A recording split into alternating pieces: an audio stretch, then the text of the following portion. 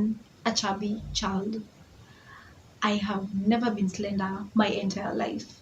Never. I had those two chubby cheeks, I had flabby arms, thighs, belly fat, and I just knew that I was born that way and there was nothing that I could do about it.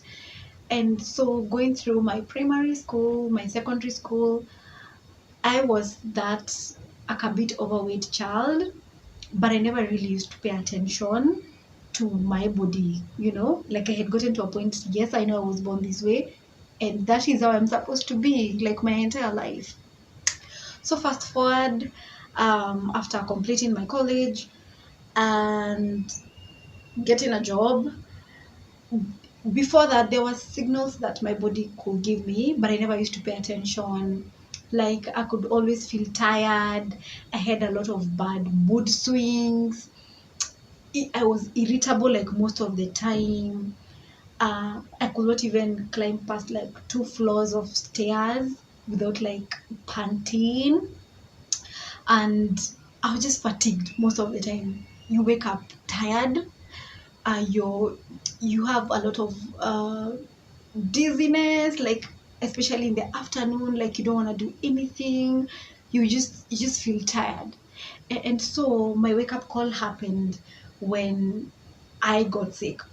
Like I was diagnosed with H pylori.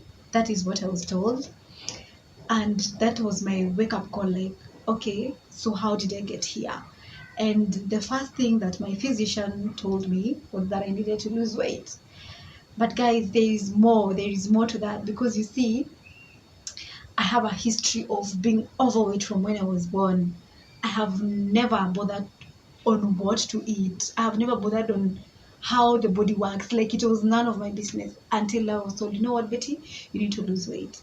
And that was what I was told, and given a whole lot of pills to take for me to control the H pylori. So here's what happened. My H pylori never went away. As a matter of fact, it became worse, worse, worse, worse, to a point that now the pills were not working. And now I had to now self-diagnose myself, because the H. pylori was so bad that I used to pass out, have a lot of nausea, headaches that are not going away, and anything that I could eat could trigger it. And so I actually didn't know whether it was H. pylori or IBS, because I had the symptoms close to IBS, but my physician had diagnosed that I had H. pylori. But I took pills, guys. I took pills until I was like, no, I cannot continue doing this. This is too much. I need a solution.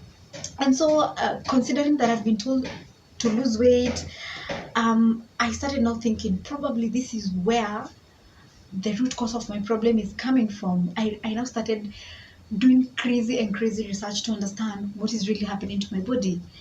And I did crazy research for months until I settled now on I'm overweight, my BMI is over the roof, and I am sick.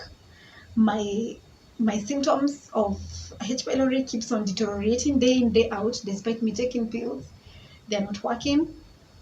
And so I started now to take my body like seriously and listen to it, and now work out and now get to know what is really happening, what is gonna work for me to keep this demon away, because it's taking and it's tearing my life apart. So first thing that I did was enroll in a gym, and I was so much determined to lose weight, but I did not know that you cannot outwork a bad diet, because I could go to the gym, but when I go home, I'm eating my crap, I'm taking my sodas, I'm taking my carbs.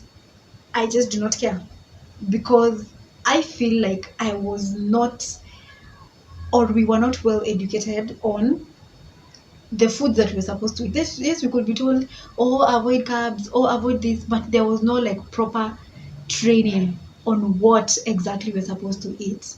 And so I went to the gym for 3 months, and it never worked, because it never worked. Like towards the end of 2019, it never worked. And now 2020 came, and boom, COVID is here. And I had started on my journey and now I cannot be able to go to the gym because the gyms are closed. I have not to do it on my own. And so I decided to start working out in the house. And yes, I started. There was so a lot of fire, you understand, when you're determined to lose weight and all that. But now, you see, I still have not done proper research on the food. Like, how do I tone down, or how do I reduce my portions? And so I still now continued with my research. I am working out here, and I came across so many doctors that were talking about now on intermittent fasting. And that was my game changer, guys. That was my game changer. Like, it was when I saw the light. It was so difficult at the beginning to start, because this is someone who's used to taking breakfast, like 4 slices of bread, the huge one, the 800 grams bread, the 4 slices pimped with Blue Band or peanut butter with a lot of milk. At noon, you are crazy hungry. You just used to eating all the time. And so I started on the intermittent fasting with like 16/8. I won't lie, it was difficult. At some point, it felt like quitting, but I remembered, no, I have to kick out this demon called H. pylori. It cannot continue tearing my life apart. And so I started with 16/8, and then I started noticing some changes. Like each and every, like I did the intermittent fasting, I was doing like a month. I monitor my body, how am I feeling? The next month now, or after a few weeks, I now increase the hours like to 18 to 20. And guys, let me tell you, the feeling of now you are working out, you are watching all your food, because now I started now even now portioning my food, eating a lot of vegetables and very little carbs. Actually, at some point, I remember I went off carbs completely. I got into keto. And let me tell you guys, there is no such good feeling as you are waking up and you no longer feel tired. You no longer feeling nauseated after eating something. It's liberation. It is liberation, guys. Because me, I was liberated after months and months of doing it consistently, working out. At times I don't work out, but I'm watching my food. Guys, I started now monitoring my body and understanding how it works. It started responding. Let me tell you, I saw the light. I saw the light, because I can tell you it is a testimony, because from 2020, or from, like, I can say, yes, early 2020, because I remember the last time that I passed out was 2020 around Feb. I passed out at a friend's place. It was so bad. My acid, I had that acid reflux. I don't know what I had eaten. I think it was some lemon juice and some banana, and I passed out.